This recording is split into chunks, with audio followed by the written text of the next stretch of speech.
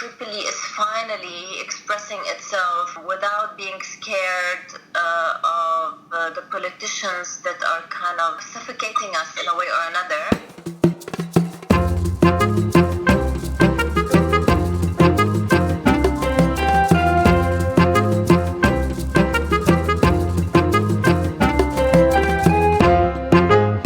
Mira Minkara. Tripoli was always the port of the area.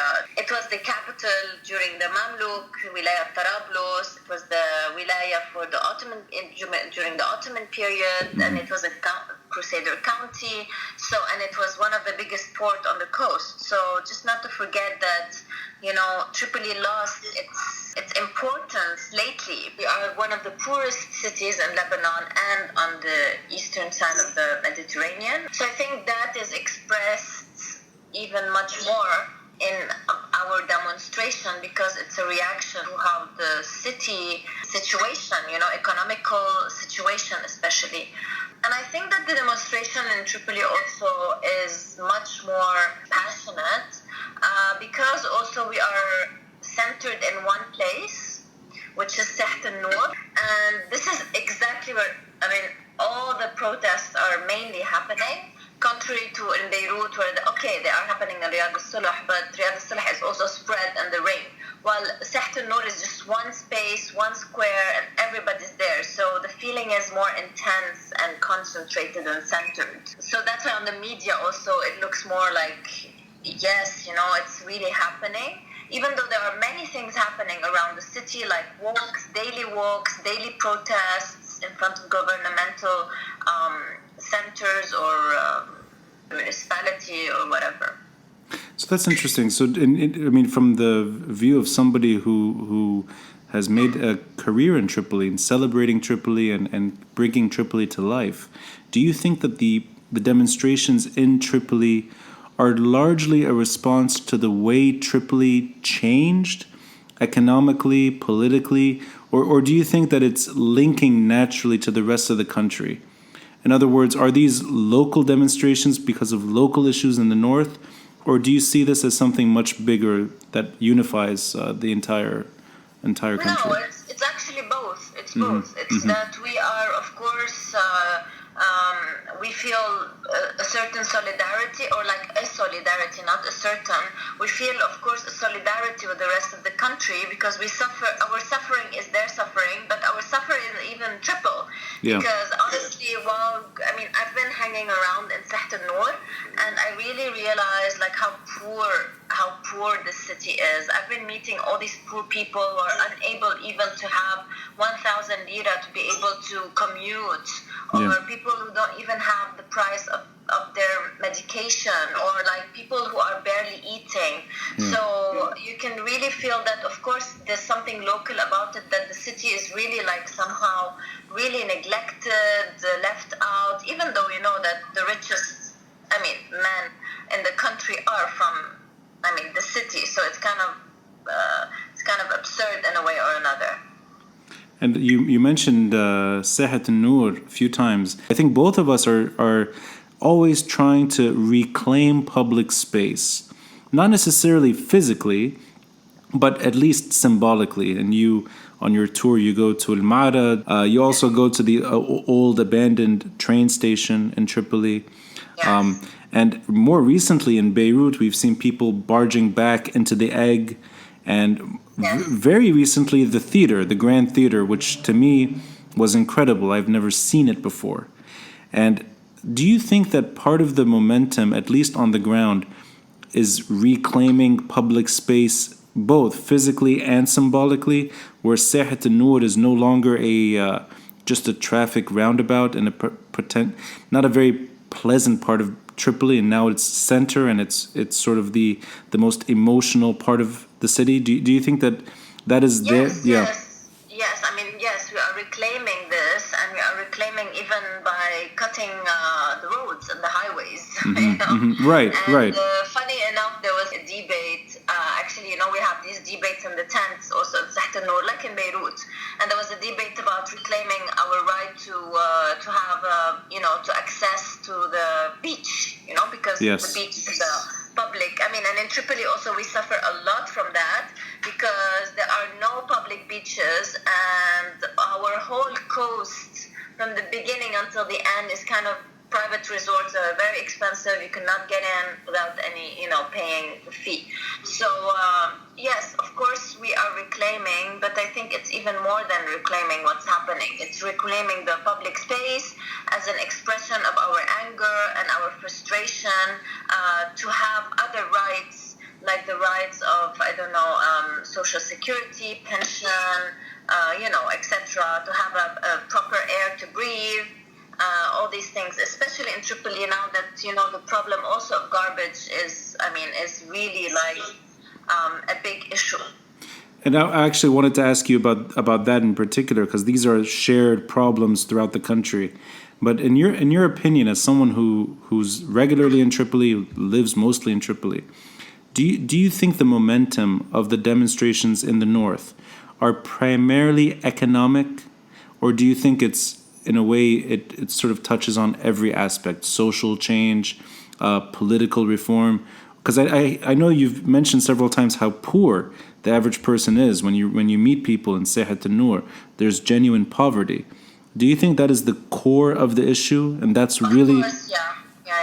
Because the people because we have lots of like feeling of, I like this politician and this politician will help me and everything. But now when they're realizing that these politicians cannot really help them in this very bad economical situation, then they're saying, we don't want this politician anymore because we need something more fair and more like outside of the system, conventional system. But of course, the economy leads to all these economical problems lead you to realizing that there are other things that we lack, from our rights, economically, socially, and politically. So I think it's all connected. Okay, so if it's all connected, and I agree with that sentiment. I think that's why it's in a way it's a strange moment where people are not falling back on their usual communal identities. They're sharing the pain together. What would you recommend? Because we've seen Tripoli on TV, and it's always on the split screen, protests in the north, and sometimes it's almost like euphoric, people dancing, people singing, an open air festival, and it's really a celebration of Tripoli. What would you want as someone living there for the rest of the country to do in order to turn Tripoli into something that it's not? Because it's one thing to look at Tripoli and be proud, but it's another thing to actually implement change. And what would you want to see different in Tripoli? First of all, I would like for the whole country not to feel that we're not part of the country, because there was always this thing, Tripoli is far away, you're nearly Syrian city, all this talk, Tripoli is so far. There's always this kind of as if Tripoli is like an illness or like a sickness inside of a country. Yeah. It was very disturbing to me as a Tripolitan and as a tour guide, because I've always loved sharing, my love to the city, and it was very challenging in a way to begin my tours actually by breaking these stigmas and these ideas and stereotypes that everybody has of Tripoli. And I was actually, and I think that Tripoli is much more than what the media is showing right now, honestly. There are all these German media coming, and Lebanese and everything, and Arabic, and they're saying, Tripoli is the Arus Tastaura, like the bride of the revolution. Yeah. I'm now suddenly, of course media is a very important tool, but I have been working on this for years and years to kind of change the image of Tripoli and show that Tripoli is not only about the party and the DJ and whatever. Tripoli is lots of history, heritage, gastronomy, beautiful islands, beautiful people, beautiful architecture. I because I don't know if it's a bit.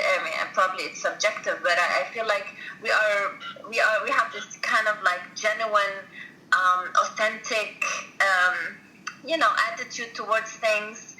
We are more, raw about saying things. We're very transparent, so there's something very authentic about the city and its people that everybody just forgot during all these years because of our political problems related to, everybody knows the tension before 2014 and all this idea that the city is filled with Salafis, and all these problems. So I think that Tripoli deserves much more than also this image of it's so trendy now.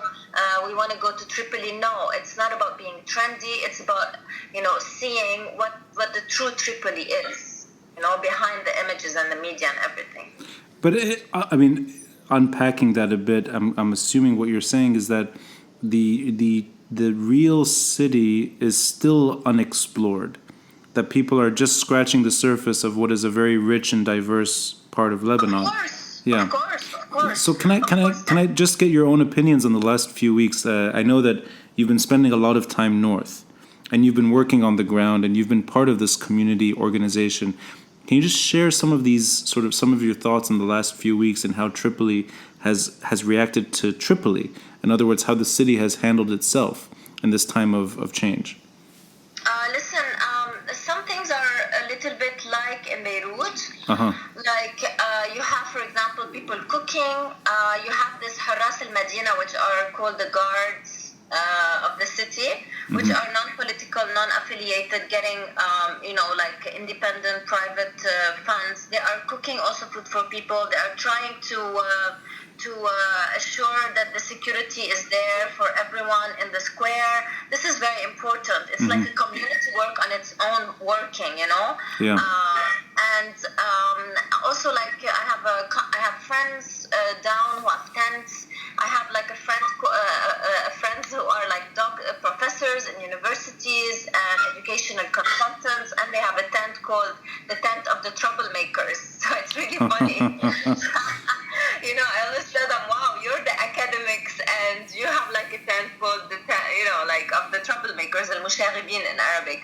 So they do debates every day. It's so interesting. I learned a lot of things because they, host lawyers.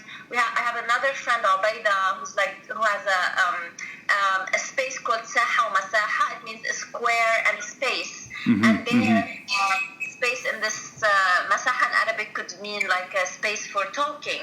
So every night from 7 to 9, he's hosting either he was hosting his Gilbert Doumet 2 days ago, and other lawyers, activists. They do debates, they listen to people. So, and also there is a tent for psychological support that my friends as psychologists, they are helping, or life coaches. There is a tent for reading. These are in the square, but apart from the square, I think people are trying to help each other. It's kind of quiet also in the city. It's not as crazy as in other places. Also, I've been noticing changes in in the square, every night, not every night, every other night. I have friends who play music, like djembe, and we're very kind of Western looking people, but at the same time, you see everybody's mingling, and it's the first time I see this, and it's beautiful. It's you see people that are from Tebene, or from Tel, or from Abu Samra, or from Ebbe, really areas that are not, let's say, even middle class or bourgeois. They are coming, meeting us in the square. We're dancing together. We're playing music together. So for me, it's very overwhelming, and it's kind of beginning. It's the beginning. I feel because of this revolution, people are trying to accept each other more, with different classes, with different beliefs. Yesterday, I saw a video. There were veiled women sitting under one tent with communists, the communists with their scarves, singing all together under the tent of the reading tent, or sitting all together in a tent with a musician, and singing all these songs of freedom. So I was wow, you don't see usually veiled women with hardcore leftist communists right sitting together in a place. Yeah. And so refreshing, that's so refreshing that, some kind of like barriers are kind of like slowly falling because of this one cause, one revolution, one feeling of injustice. So I'm speculating here that from what you're describing, it's everyone in Tripoli is participating. It's not, in other words, every possible community is taking part in this moment. Yes, most of them. Even the ones who used to love Hariri, they actually are now down in the street and kind of like, reconsidering their whole, whatever they believed in or like whatever affiliation they had. I saw on, I think it was Facebook, I saw that on one of your recent tours that you decided to include Siht Noor as one of the stops. Can I just ask, I mean, because we have often spoken about these things together and just sort of how each one is handling their own tour, but I'm very curious, what was the average person on your tour's reaction to Siht Noor? I think the group with me was like different nationalities, and I think a lot of them knew a little bit what's happening, of course, and so I think they were kind of amused. Yeah, okay. It's really funny. I think they were amused because for them it was like a big party, like there was food, people, and so it's people holding flags, and so for them it was kind of, I think they were very amused, very kind of entertained, also very interested, because I took them to the part of where the debates are happening. They were kind of like amazed also, I think. And it's not a thing you see every day. And also because I explained the history of the place, so it kind of like gave another dimension to the place, because it has a history, this square.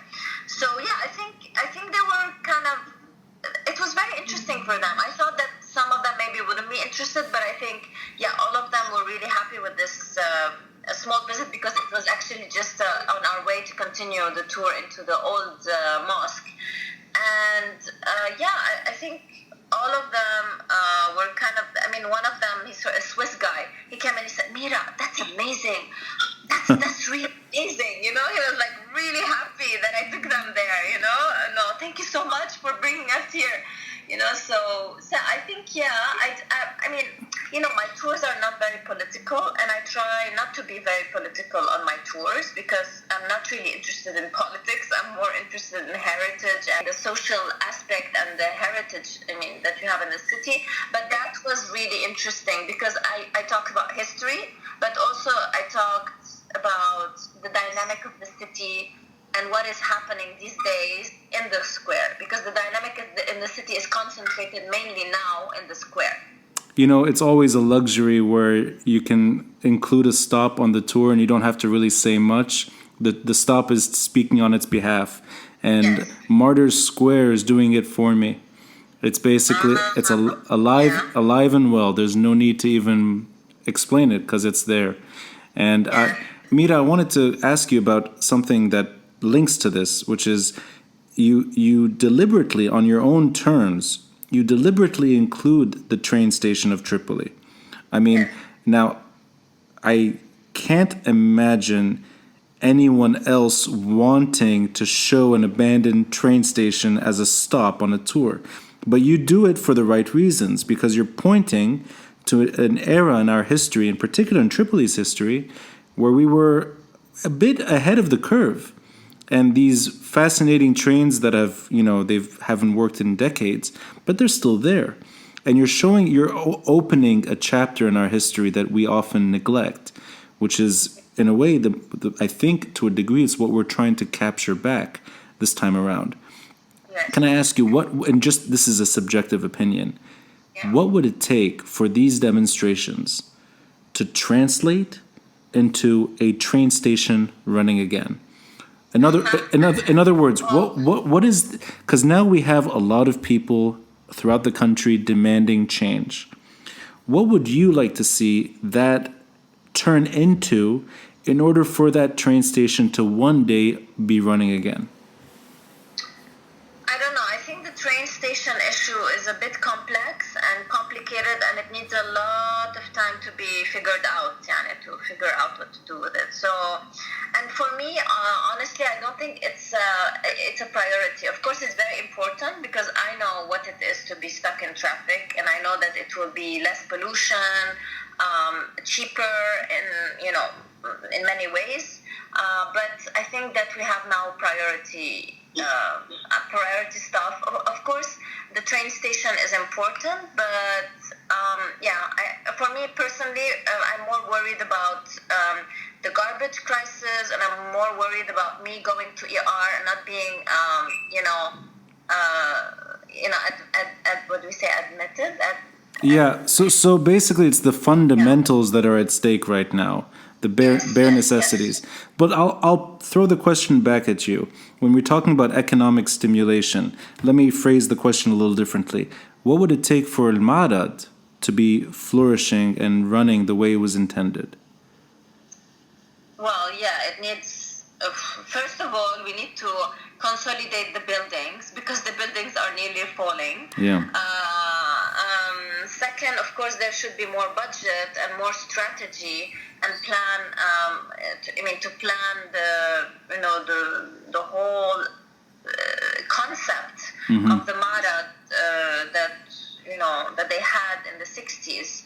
And I think the Marad is a great place where to begin to boost the economy of Tripoli. It's a fairground. It also has many artistic places in it, like theaters. There could be many activities happening in this place. Unfortunately, this Marad is like a whole tragedy by itself. So. But can I, because I'm speaking in a superficial way, but at the same time I'm trying to get to the ways to stimulate the economy. And I know I respect what you're saying about the bare necessities, and I know that that's far more critical right now. But even a different example would be the airport in the north. There's many ways to help bring Tripoli back into the larger or the what's left of the Lebanese economy. Yes. I know what you're meaning. We have lots of things in our infrastructure and many things already there that could really help with our economic growth. And you are right.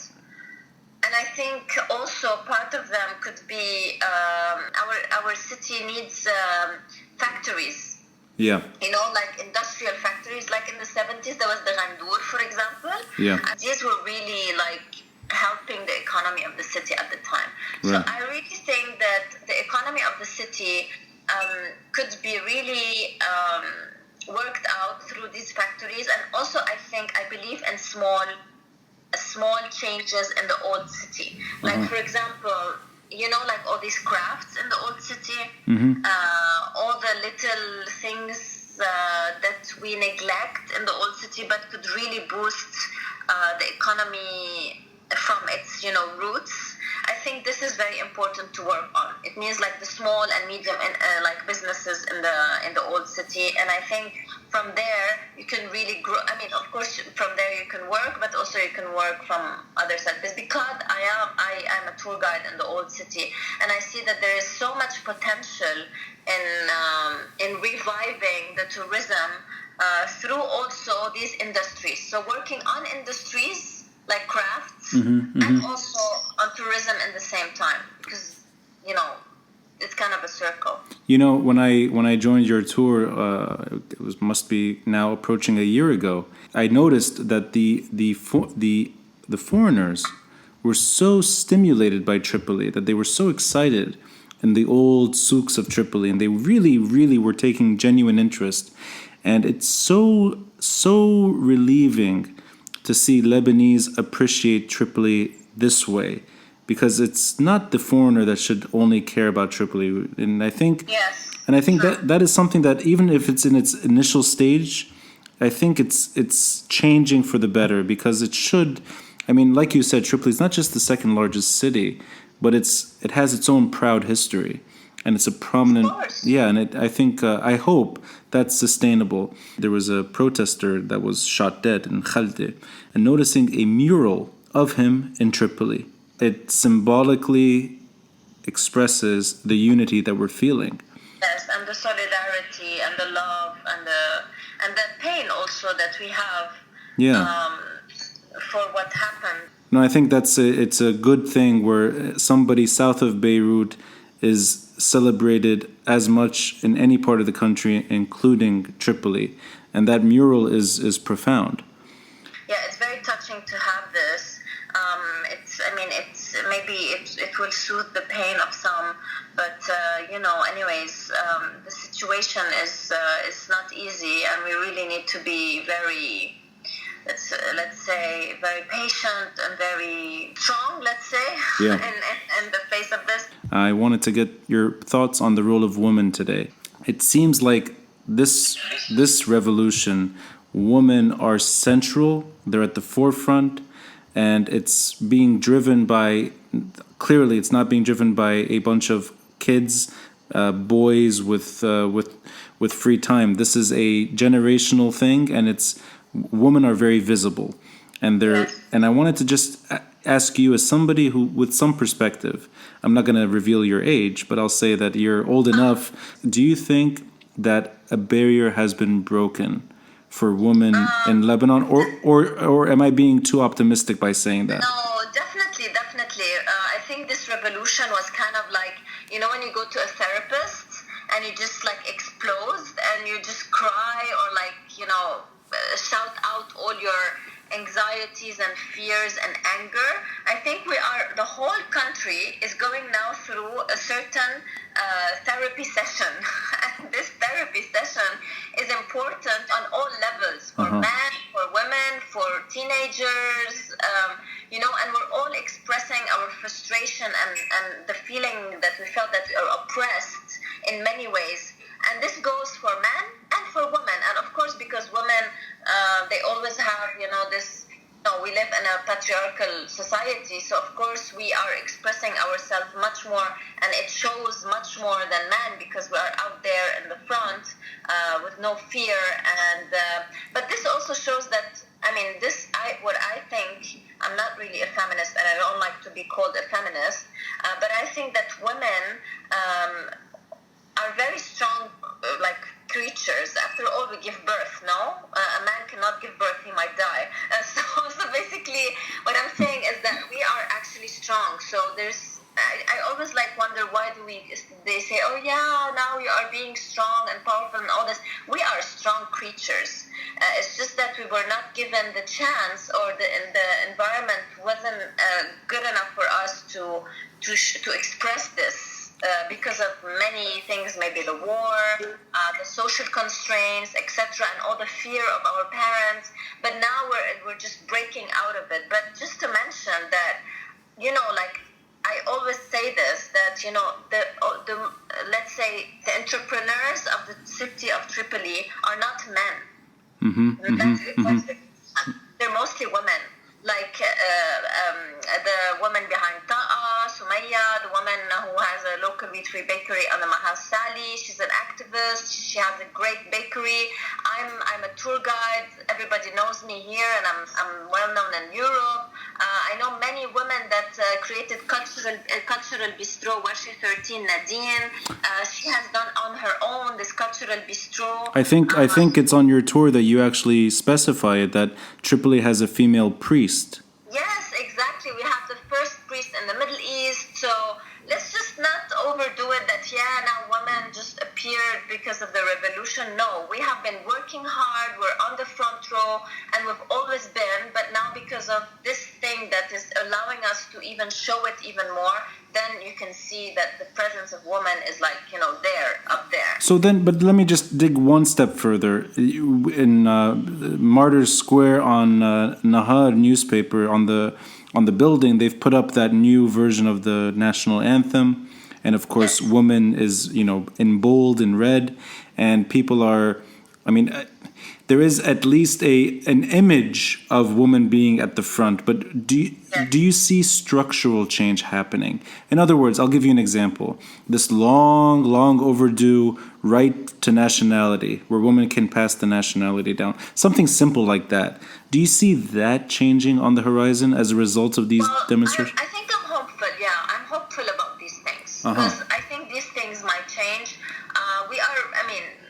It's a very important thing, but I think these things will change, but it needs time. Don't forget now, we are realizing that the generation after us is the generation that's going to break everything. Yeah. The students and all their ideas so I think that I have hope for the generation after us, and I think that, change needs time, Roni.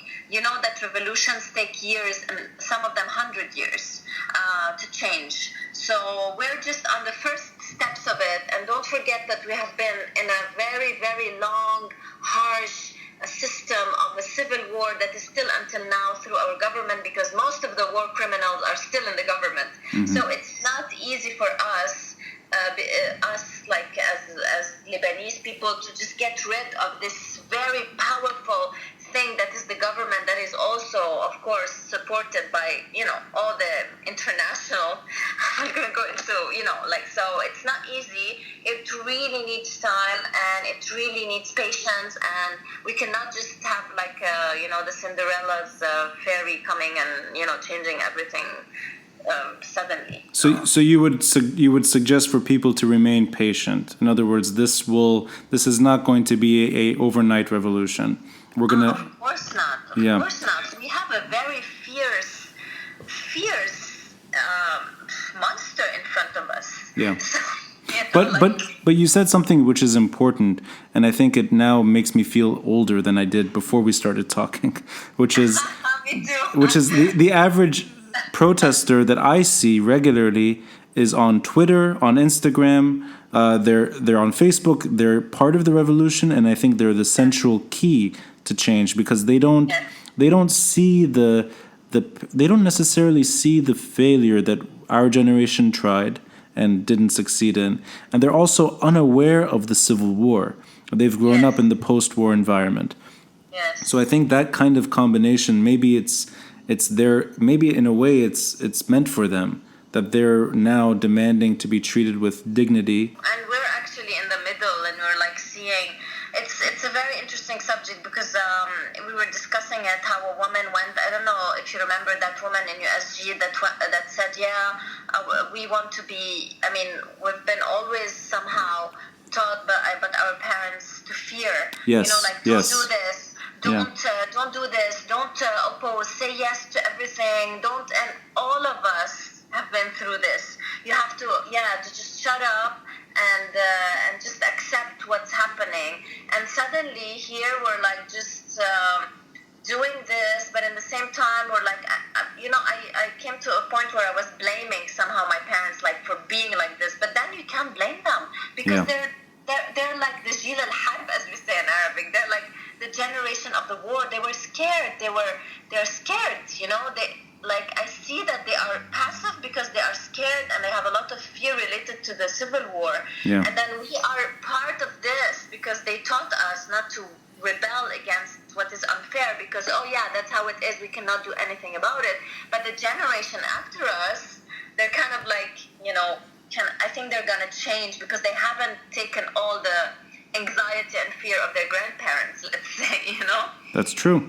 They are I think front and center.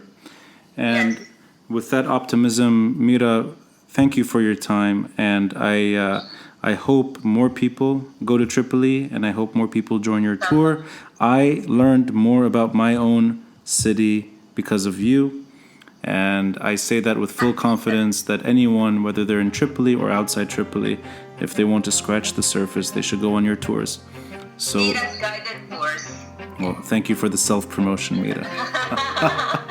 I enforced it. Yeah. Thank you so much, Ronnie, for all your efforts. And hopefully next time we won't have to do this over Skype. The roads are blocked, but the next time we'll be able to see each other in person. Inshallah. Thank you, Mira. Thank you. Okay.